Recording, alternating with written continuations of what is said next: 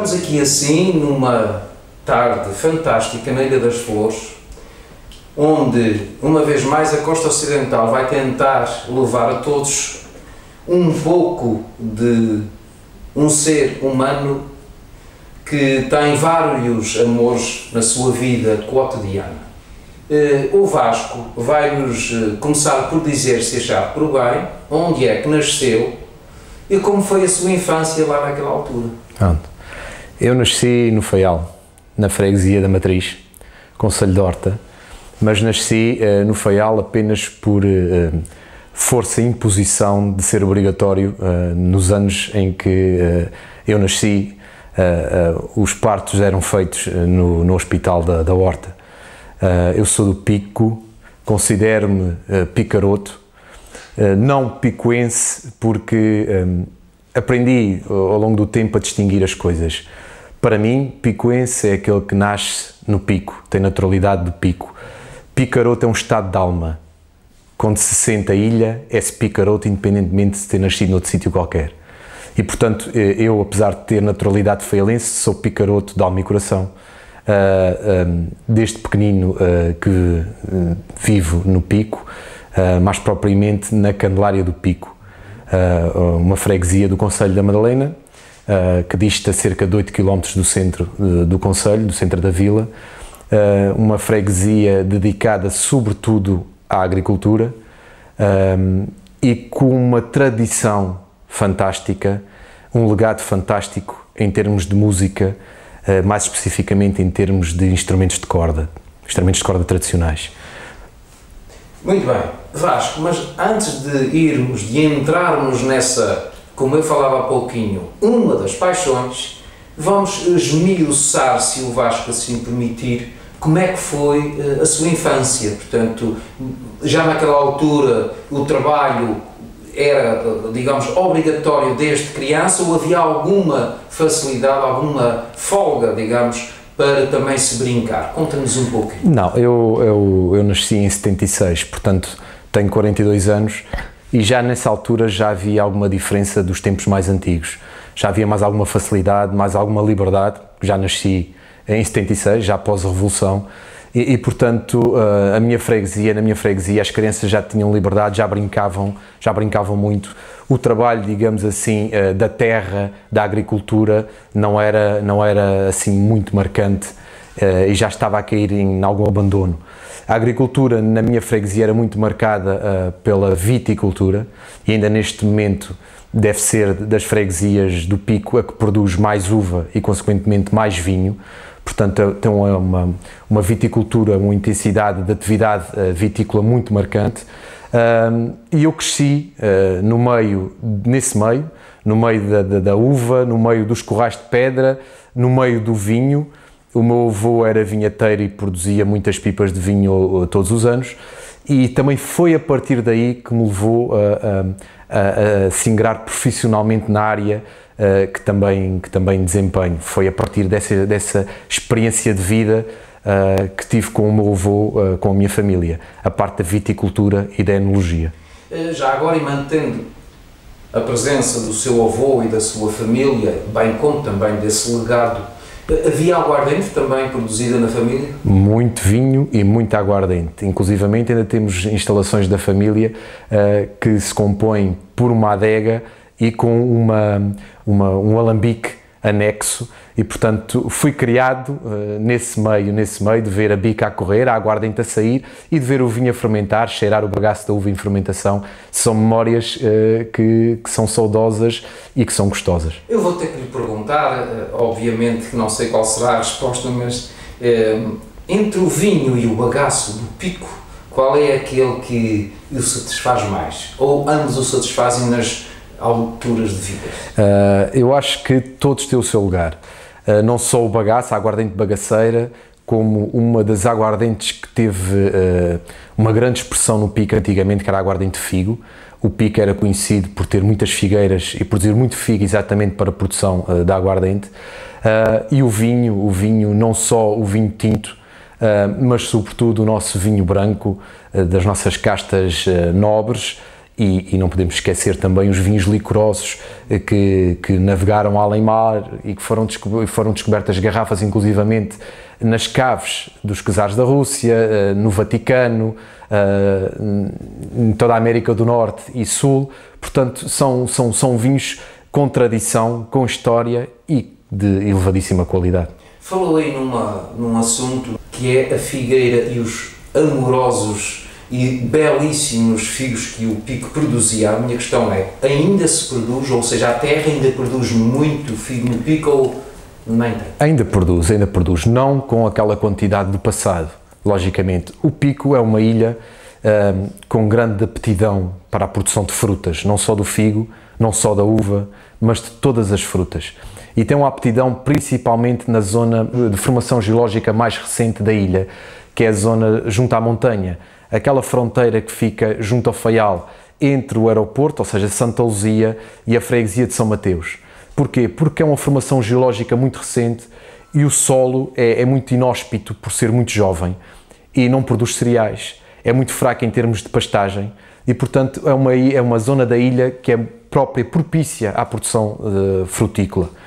E o figo encontrou, naquela zona, realmente condições excelentes para a produção. Uma zona seca, sol seco, onde muito com exposição elevada ao sol e, portanto, as frutas gostam disso. O figo, no passado, principalmente na freguesia de Santa Luzia, havia uma zona extensa de produção de figo que realmente, sim, essa era quase toda para aguardente. Neste momento, só alguns, digamos, teimosos persistem em produzir figo para a produção de aguardente para que não caia no esquecimento. O forte neste momento passa pela produção de uva e ultimamente tem havido uma recuperação fantástica efetuada a todos os terrenos que entretanto tinham sido abandonados no passado por força das doenças e das pragas que aconteceram e portanto tem havido um esforço enorme, um esforço hercúleo de agentes do Pico e tem-se conseguido recuperar nos últimos anos extensas áreas de produção vitícola, quadriplicando mesmo a área em produção que havia aqui há uns 15 anos atrás. Foi um tema apaixonante que é a fruta, aquilo que a Mãe Terra produz e que com mais ou menos trabalho necessário por parte do ser humano é produzido pela Mãe Natureza com uma perfeição impressionante. Mas, acabada a escola primária, nessa altura o Vasco já tinha ideia do que é que queria ser quando fosse grande, ou foi por aí que começou a decidir? Se fala um pouquinho sobre isso. Eu nasci, por sorte, no seio de uma família em que não tive grande hipótese de escolha, ou seja, foi-me formatado, digamos assim, desde pequenino, que a minha missão era estudar e fazer um curso superior. Portanto, não houve aqui lugares para dúvidas. Eu fiz o percurso da escola primária, fiz o percurso do secundário, sempre a pensar que o intuito e que o objetivo era ingressar na universidade. Na altura, no meu concelho, apenas se estudava até o 9º ano, e, portanto, a partir do 9º ano e com 15 anos, fui para a ilha vizinha, fui para o Faial, para estudar o 10º, 11º e 12º. Filo na área das biologias e das ciências, porque era a aptidão que tinha. Eu sempre tive aptidão para as matemáticas e para a parte de ciências e biologia, e, portanto, foi com naturalidade que ingressei nessa área. Depois, quando cheguei ao 12º ano, para ir para a universidade, foi quase naturalmente, atendendo ao passado que tinha, atendendo às raízes que tinha da viticultura, da enologia, foi com naturalidade que ingressei pela parte de engenharia agronómica, pelo curso de agronomia, que fiz em Lisboa, no Instituto Superior de Agronomia, da Universidade Técnica de Lisboa. Curiosamente, 5 anos em Lisboa, a contar os dias para regressar aos Açores, para regressar à ilha, porque o mar, o sal do mar estava-me no sangue e eu não conseguia, pura e simplesmente, vislumbrar outro sítio para morar que não fosse uma réplica exata da Ilha do Pico. E, portanto, como não encontrava nenhuma, tive que regressar à ilha e foi aí que tenho feito desde sempre o meu percurso profissional na área da viticultura, na área da enologia e também mais recentemente na área florestal. Portanto, tem sido sempre por aí. Eu vou questionar o Vasco sobre uma coisa. Eu conheço bem o Pico, conheço algumas pessoas do Pico. Já ouvi outras pessoas que são de lá que dizem que as saudades das Pedras Negras, que são quase como saudades de família. O Vasco referiu-se ao mar. Quanto às Pedras Negras, esta afirmação que eu tenho ouvido faz sentido? Faz todo o sentido. E a prova disso é que eu encontro-me na Ilha das Flores. É uma ilha lindíssima. Vim cá quando pequenino, não tinha a percepção de quão bela era esta ilha, e eu tive realmente, nos últimos dias, que aproveitei para conhecer melhor a ilha, tive a oportunidade de me aperceber que a Ilha das Flores, melhor nome não lhe poderia ter sido dado. É uma ilha muito bonita, realmente é um paraíso no meio do Atlântico, mas o Pico é diferente, um bocadinho diferente, e é um bocadinho diferente exatamente pelo negro, porque o Pico consegue ter o verde que cá tem nas flores, consegue ter o azul que cá tem, mas tem uma componente negra, da rocha negra, do basalto, que realmente é diferente do resto das outras ilhas. E isso aliado à montanha, que é imponente e que tem uma presença mágica, acho que é algo que nos atrai e que nos entra na massa, como diz um grande amigo meu, na massa, na medula, e portanto é modular e muito dificilmente se consegue esquecer. E portanto é essa componente negra, da rocha negra, do verde e do azul do mar, esse triplete, digamos assim, de cores, que torna o Pico único e mágico. Como eu dizia no princípio desta amável, simpática conversa, o Vasco tem alguns amores na vida. Um deles já foi subejamente referido, que é pela ilha, pelo Pico, pelo mar, pelo negro, também pelas vinhas, enfim. Há um outro amor que vamos também entendê-lo mais profundamente, que é a música. Vamos entrar no campo musical com este trecho magnífico que nós estamos a ver, que é uma composição sua e de um outro amigo musicólogo, se é que assim se pode dizer, que se chama Do Alto desta Montanha.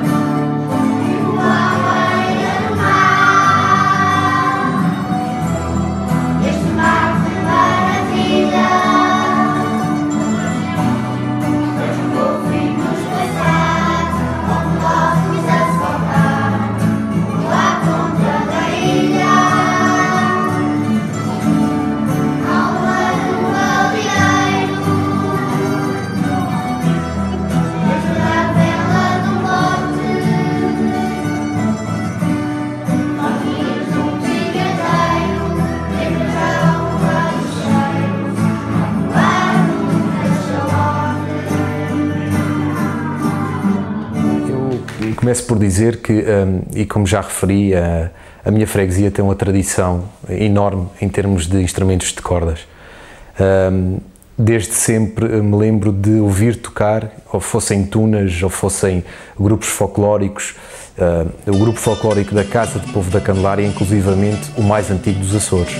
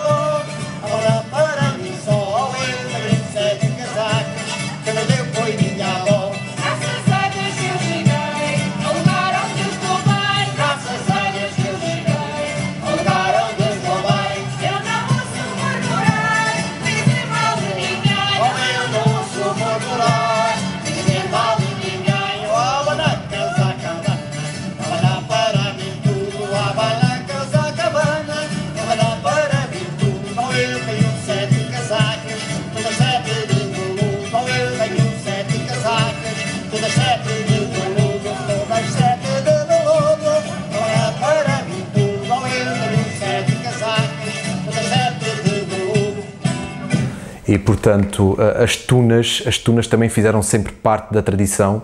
Chegando no passado, na década de 60, houve uma altura em que havia duas tunas de excelente qualidade na mesma freguesia. Tunas rivais, e essa rivalidade é que as tornavam tão boas. Portanto, eu nasci e cresci no meio musical, a aprender a ouvir mestres do dedilhar as cordas, no bandolim, no violão, no violino, na viola da terra, e com naturalidade aprendi música e aprendi o primeiro instrumento, que era o bandolim.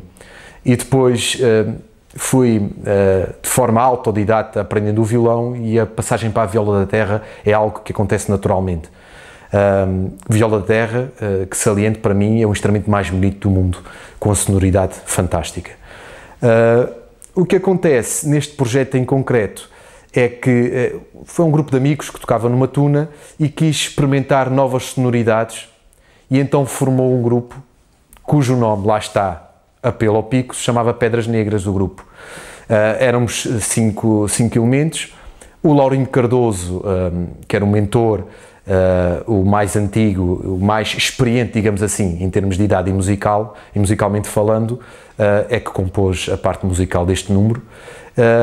E depois tínhamos o Jaime Ferreira, o Roberto Franklin, o Wagner Paulos, que é meu irmão, e eu próprio.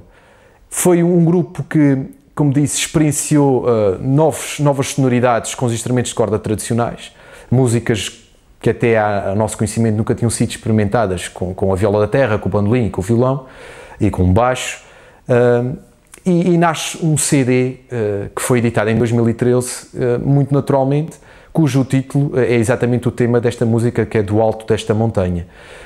Algo que conta, na minha maneira de ver, e quando tentei construir a música, o meu amor pela terra e aquilo que ela queria dizer a mim. Quis transmitir aos de fora o que era o pico e o que era a montanha, o que é que isso queria dizer. Este projeto em concreto, que tem a ver com a Escola da Criação Velha, foi algo que me deu uma satisfação enorme, porque tudo se torna muito mais bonito quando vemos algo criado por nós, cantado pela voz de uma criança.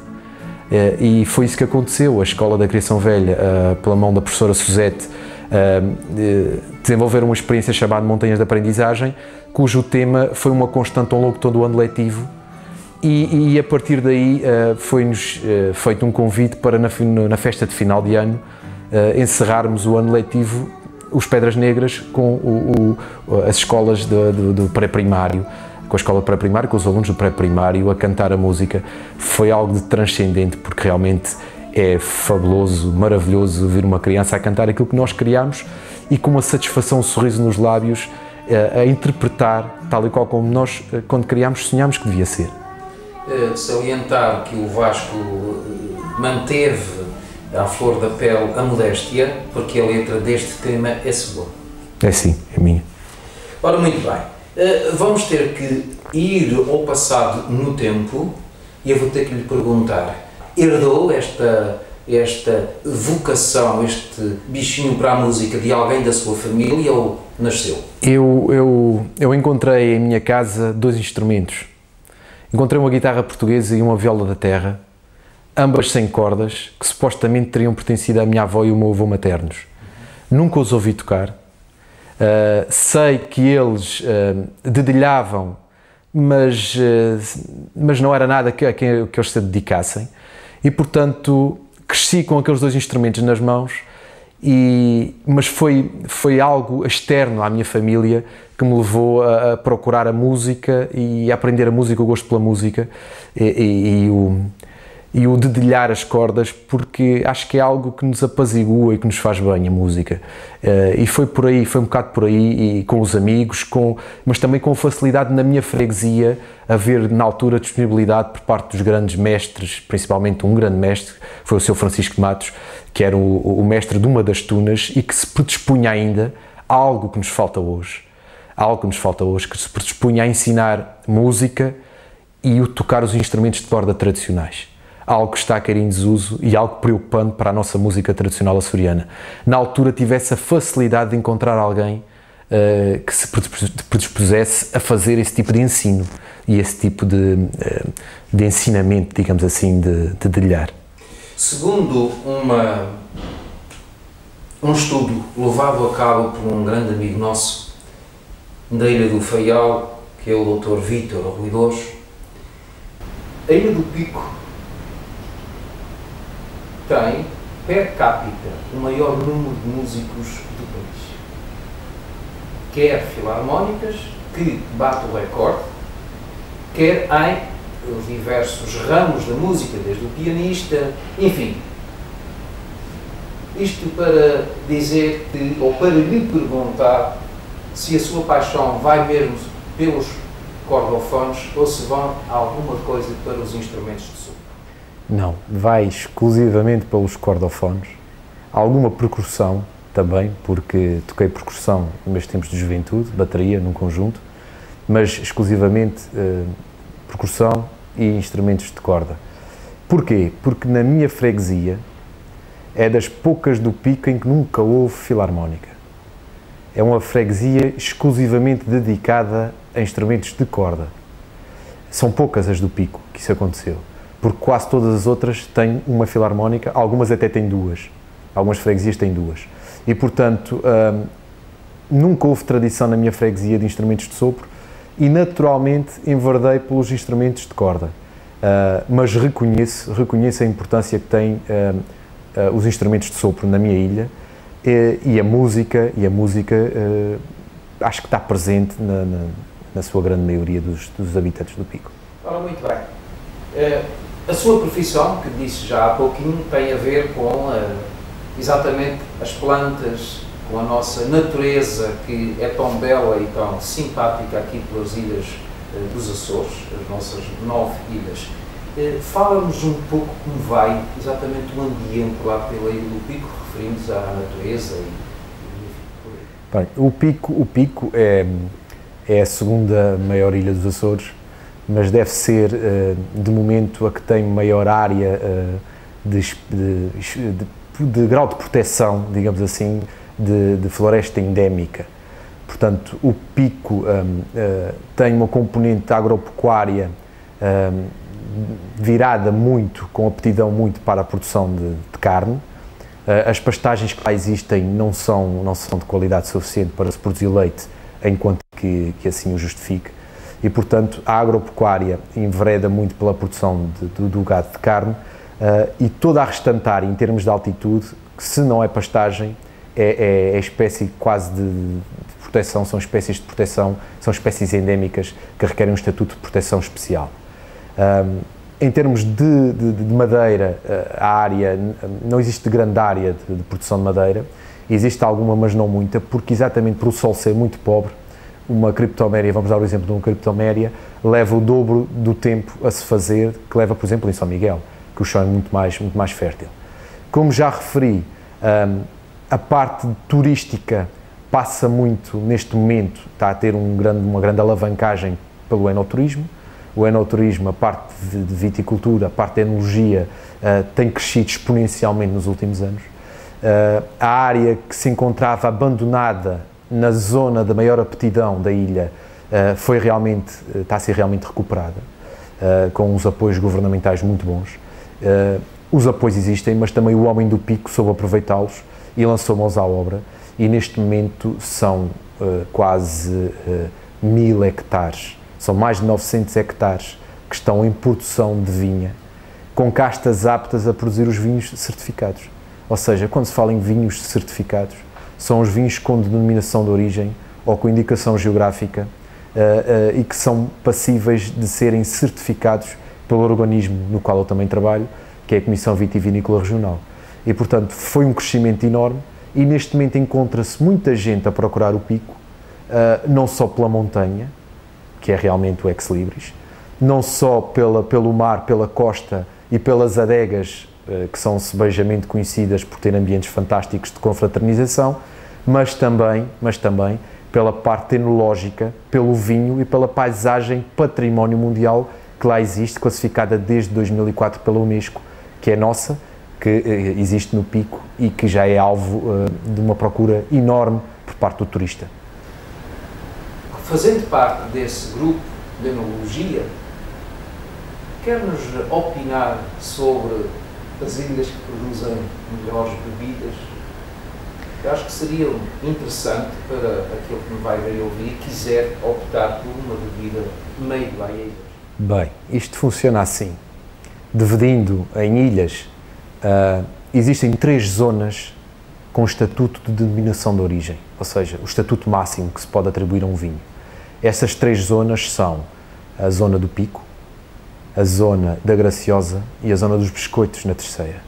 Portanto, são os DO Pico, DO Graciosa e DO Biscoitos. Para além deles, existem em todas as outras ilhas dos Açores o IG, a indicação geográfica, que é a classificação logo abaixo que existe do DO e que permite já ter outras castas e os vinhos serem produzidos noutras zonas. Se vamos falar nos DO, vamos falar exclusivamente de vinhos brancos e vinhos licorosos, que são realmente os melhores vinhos que nós temos nos Açores. E porquê é que são os melhores vinhos que nós temos nos Açores? Porque, para começar, os vinhos tintos requerem uma coisa muito especial. Há um fator especial para produzir um bom vinho tinto, que é o número de horas de sol em que a videira tem que estar exposta. Ou seja, tem que haver exposição solar direta. Todos nós sabemos que nos Açores, infelizmente, a exposição solar não é tão grande como um Douro ou como um Alentejo. E, portanto, os vinhos tintos nunca vão ser da mesma qualidade de um bom vinho alentejano ou de um bom vinho do Douro.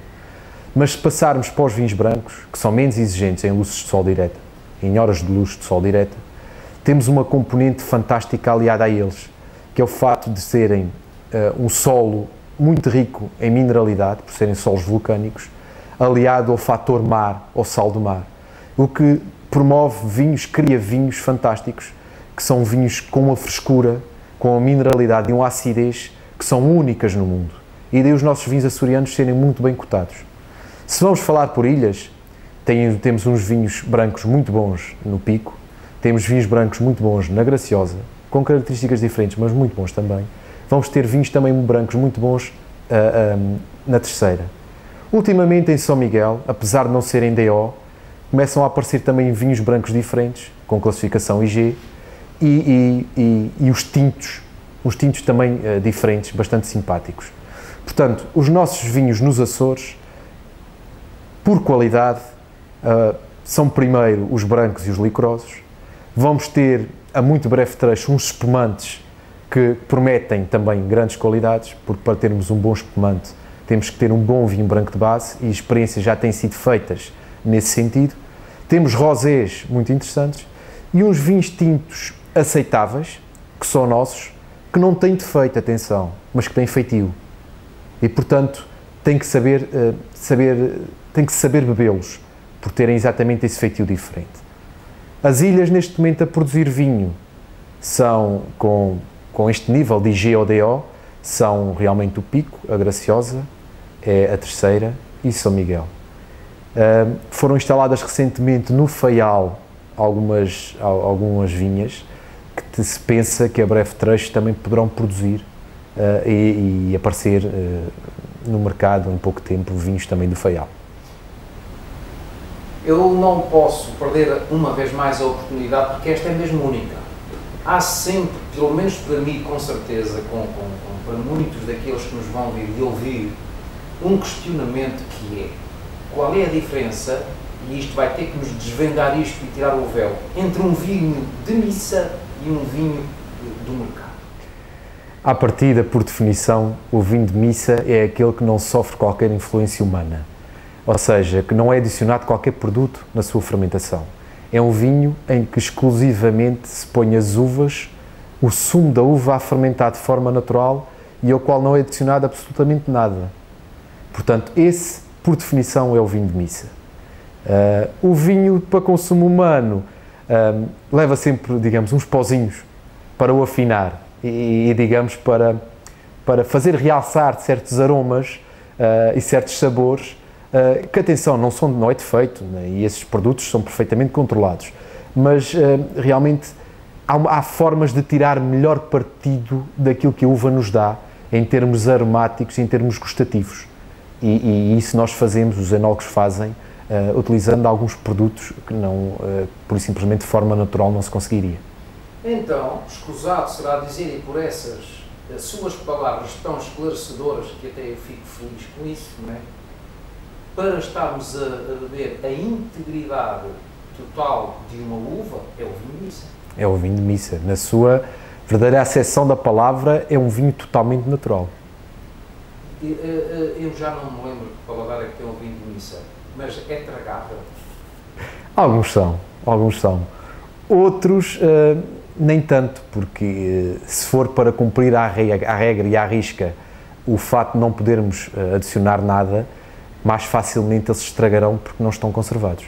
Portanto, o vinho de missa tem maior possibilidade de perder as suas propriedades e de alguma forma ficar adulterado em termos de aromas e de sabores.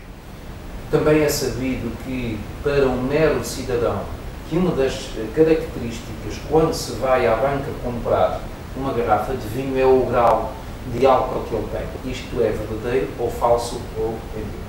Isto tem havido várias tendências a nível mundial relativamente à percentagem de álcool que os vinhos têm. Existem enólogos que que utilizam a técnica de ter maiores teores alcoólicos nos vinhos. E existem outros que nem tanto. O teor alcoólico dá garantia ao enólogo que o vinho mais facilmente se conservará. Mas, por outro lado, se bem que à partida o álcool pode ser um potenciador dos aromas, devido à sua volatilidade, na minha opinião, quando é em demasia, o álcool mascara o aroma do vinho e disfarça, abafa, digamos assim. E, portanto, como em tudo na vida, julgo que deve haver conta, peso e medida. E a percentagem alcoólica de um vinho passará também por aí. Se um vinho branco, 12,5%, 13% de álcool, entre o 12 e o 13 é um vinho que eu acho bastante aceitável, porque consegue ter o teor alcoólico suficiente para potenciar aromas, mas não ter em demasia para que os mascarem. Quando vemos vinhos no mercado, vinhos de mesa, digamos, sejamos claros, não vinhos licorosos, mas vinhos de mesa para se consumir à refeição, com 14 e 15, eu acho que é um disparate, acho que é demais. Mas isso está sempre no poder de decisão do enólogo e está nas mãos dele, por isso é que os vinhos são diferentes, por isso é que abrir uma garrafa de vinho é mais que abrir um invólucro e verter um líquido, é potenciar experiências entre amigos e é exatamente essa beleza de poder discutir o vinho no copo e podermos criticá-lo, digamos assim, o que encontramos.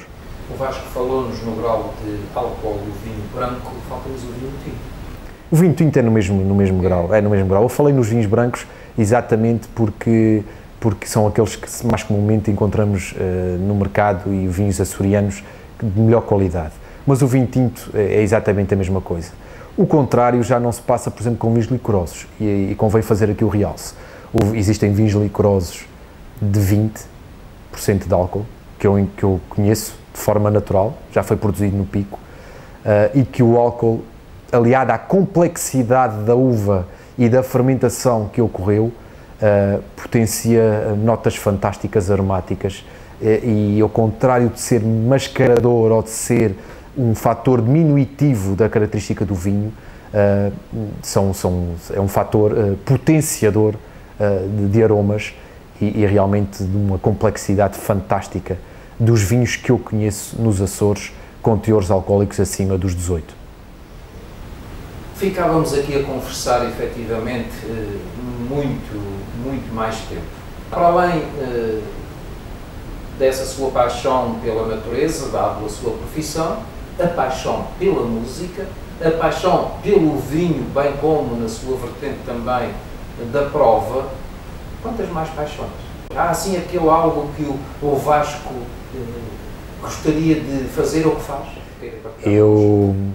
Eu acima de tudo, e ao longo da vida tenho-me apercebido que não interessa ter muitas paixões, interessa ter poucas e nos dedicarmos a elas a tempo inteiro. Só assim é que faz sentido. Portanto, não é algo que me passe no meu horizonte absorver mais paixões, nem me apaixonar por mais nada, porque se me dedicar de alma e coração, acho que já tenho, é mais que suficiente e já estou mais que preenchido. O Vasco, quando chega a casa, mais estressado, um pouco mais cansado, naqueles dias que apetece relaxar, partilhe connosco qual é a música que coloca lá no fundo, o género. Tenho que ter a nossa viola da terra e tenho que... e os acordes e as melodias que lá saem têm que me fazer pensar no mar e no nosso verde, na nossa montanha, nas nossas montanhas. Tem que me tocar os Açores, a música. Na parte final das nossas conversas, nas conversas simpáticas e amáveis que as pessoas concedem à costa ocidental, eu deixo ficar sempre um espaço com a finalidade de, se a pessoa pretender dizer algo que não tenha sido falado nesta conversa, e também peço para que, se quiser deixar ficar uma mensagem, um apelo ou algo para todos aqueles que nos vão ver e ouvir este hoje. Eu, em jeito de encerramento de uma visita que fiz a esta bela ilha, só tenho a dizer que quanto mais conheço os Açores, mais me orgulho de ser açoriano. Quanto mais conheço a história do povo açoriano, mais me orgulho de dizer que o meu sangue vem de lá, descendo de lá. Não só aqui nas Flores, mas em todas as ilhas, a forma como encararam as intempéries no tempo dos descobrimentos e como ao longo dos anos souberam superar todas as provações e todos os ciclones da vida, é algo que me deixa orgulhoso ao máximo de ser açoriano. Peço-vos encarecidamente, e no que respeita aqui às Flores, que preservem esta ilha conforme está, que não a deixem estragar por nada deste mundo com unhas e dentes, porque ainda é um cantinho do paraíso que encontramos aqui no meio do Atlântico e que convém a todo custo preservar. Portanto, orgulho-me de ser açoriano e convido todos os açorianos a conhecerem as suas ilhas e a procurar a história de cada uma delas, porque são histórias fantásticas, histórias de um povo do qual só nos temos que orgulhar. Vasco, Paulo, muito obrigado por esta simpática, amável carinhosa conversa que nos presenteou. Espero que essas suas paixões, que criem cada vez maiores e mais frutíferas raízes, para que no futuro, que será sobejamente feliz com certeza, para si, bem como para aqueles que o rodeiam, se tornem dias felizes e dias que o Vasco goste mesmo de levar até à eternidade, que será um dia a nossa casa. Muito obrigado. Muito obrigado. Muito obrigado.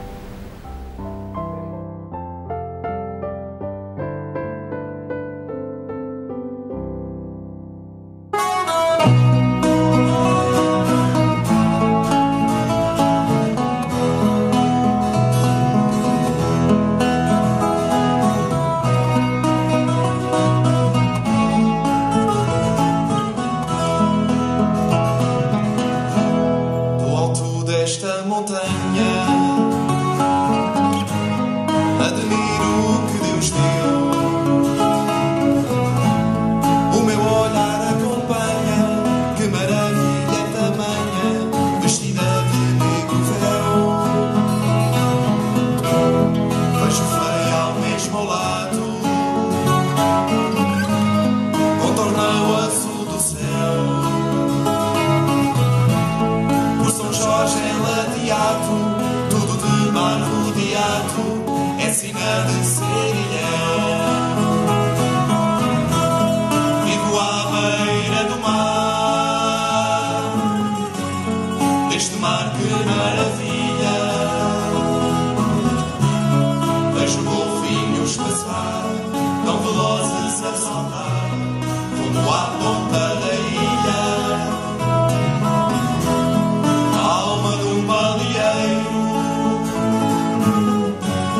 Presa na vela do bote, monstros de um vinheteiro, negras da uva de cheiro, arcoar o cachalote.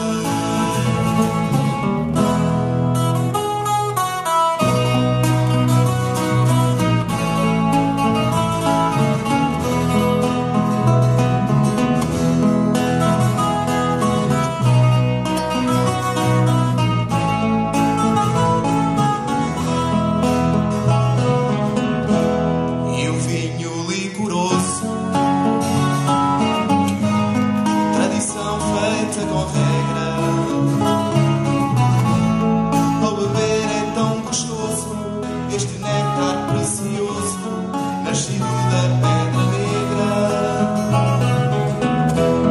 quando chega a maresia, o inverno é nosso fado. Tão grande é a ventania que o mau tempo nos envia o sabor amar salgado. Vivo à beira do mar, deste mar que maravilha. Vejo golfinhos passar, tão velozes a saltar, rumo à ponta da ilha. A alma de um baleeiro, presa na vela do bote, mãos nuas do vinheteiro, negras da uva de cheiro, arcoar o cachalote.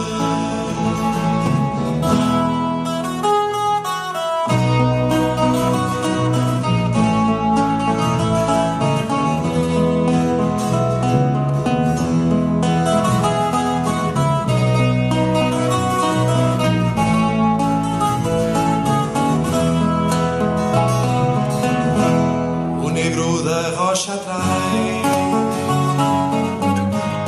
aquece o coração.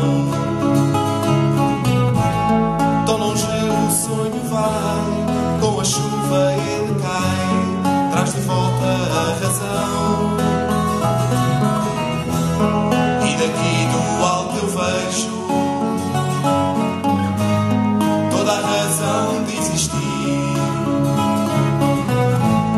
Tudo o que quero e desejo, arranco da alma um beijo, só me apetece